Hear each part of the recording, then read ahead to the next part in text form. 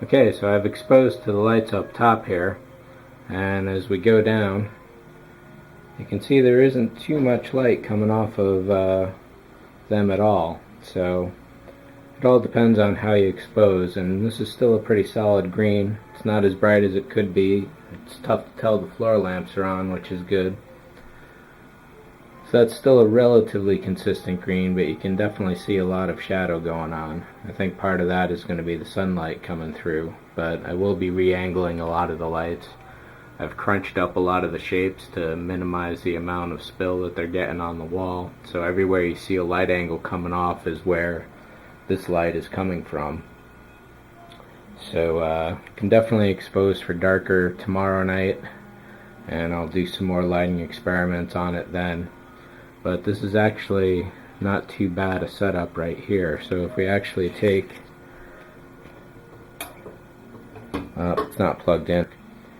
So before you saw me putting a key light on this with the full lights on, exposed to the main wall rather than the brightest part of it, and putting a subject light on now will still give you some really nice hot spots and some deep shadows as well.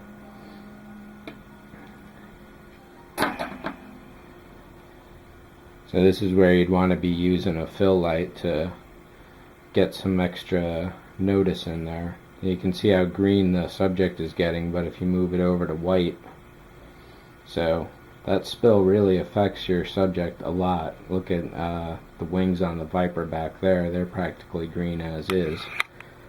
But if I pull over here to some white bounce paper, you get your proper colors back. So let me expose to the main wall here, and I'll show you the same thing. So now we're exposed to the brightest of the brights, and everything's really blown out up there. And you'll see the subject is pretty well lit, just as much as if the subject light were on it. Now if you bring the light really close, all the matter is totally blown out on the sides. The data is completely lost in the glare. Bring it too far away and you may as well not even have it though. So I've now shot the exposure and locked it to this lamp right here. So there's almost no light on the wall, which is great. It's nearly pitch black coming down to the subject.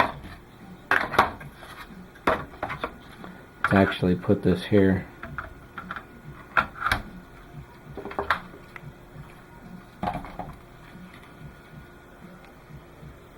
So now if we go to shoot, of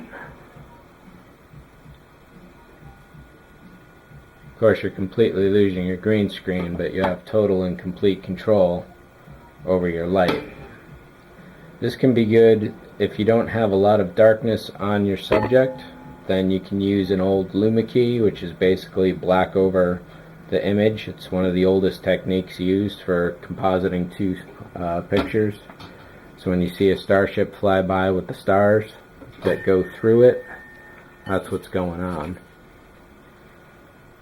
But you get a really nice subtle effect on that too. So there's a balance in between all these three exposure extremes I've just shown you. It's a matter of figuring out which one is going to give you the richest greens in the background and the broadest tones on your subject. So I'll switch back to the regular lighting mode right now. So one other thing I'll quickly mention was all the wiring up here. You may recall seeing some wires coming down this wall. I've strung them across the top there. Everything is fairly neat. 3 extension cords brings it down to the far side. And I'm dealing with single power switch for all, 800 watts, 900 watts?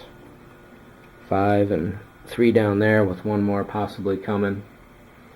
So 800 to 900 watts. And plus subject lights will be another couple hundred watts. So if you're going to do this, this is not a bad way to go. I had thought the lights were going to be a real problem with how bright they were, but obviously shooting at different exposures will control that pretty well and help you isolate the wall from your subject matter. So that's been it for this green screen installment. Look for some tests coming up, and I'll see you later.